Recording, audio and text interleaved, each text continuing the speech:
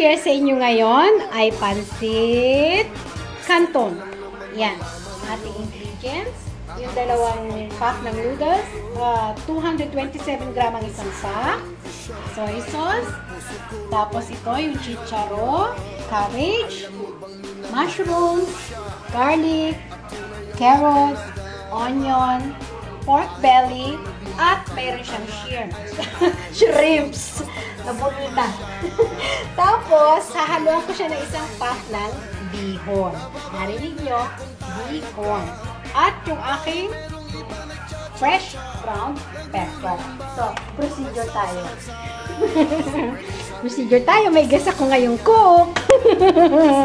Len, eto na siya. Yung aking kumare. Si Manang Anita. Magigisa siya ng pork belly.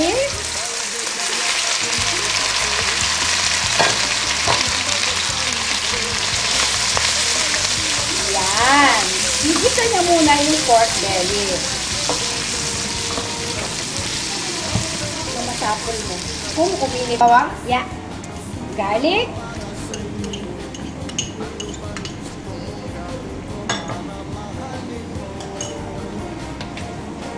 Hindi ako na rin. Sobrang mainit din ako.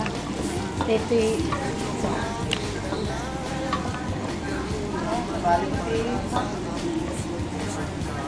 Ito dyan yung sibuyas mo ah.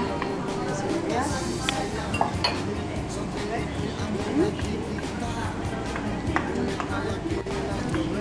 So, carrots.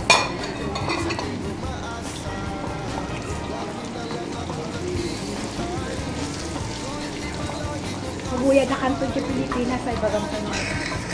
Imak day ta, siya pinagluto.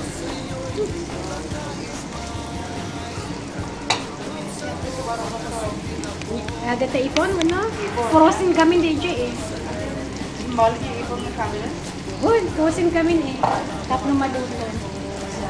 Sorry? Shrimps, yeah.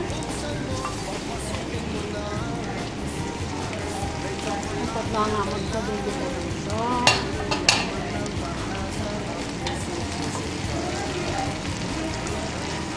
Nakatala ka po yung murada nga ta. Kasta eh, tagboso di pansit. Sa bali mo, pansit ka. So, cabbage.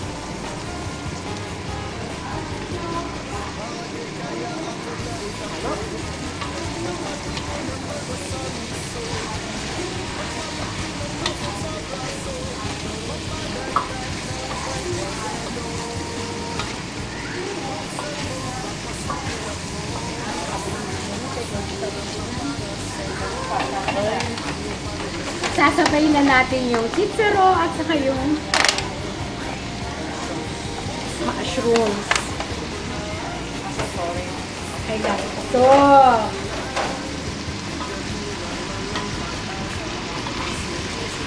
then lalagay natin itong may pamienta na dito. Yung parang Knorr cubes or Maggi cubes. Lagay na natin.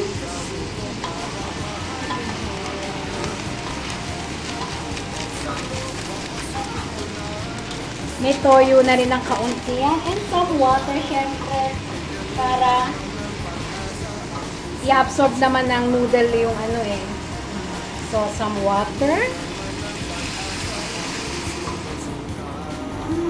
Hindi ko na siya lalagyan ng oyster sauce kasi may pantimpla naman yun eh.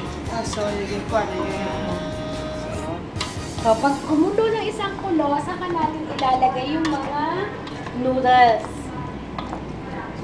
Hindi man di inusaro nga di dyan. Kasya, naman lang ito kasya. Ada magatang. Kita niyo. Bihon sauce mix. Aso. Ito yon, bihon sauce mix. But I'm using canton and bihon.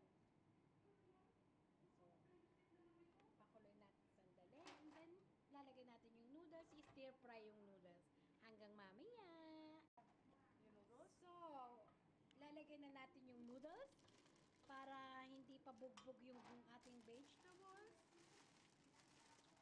I-stir fry na natin yung noodles. Nakalimutan ko pala yung other side niya. Meron pa pa.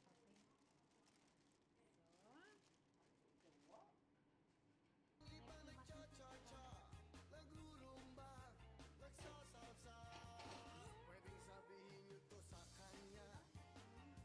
Gupit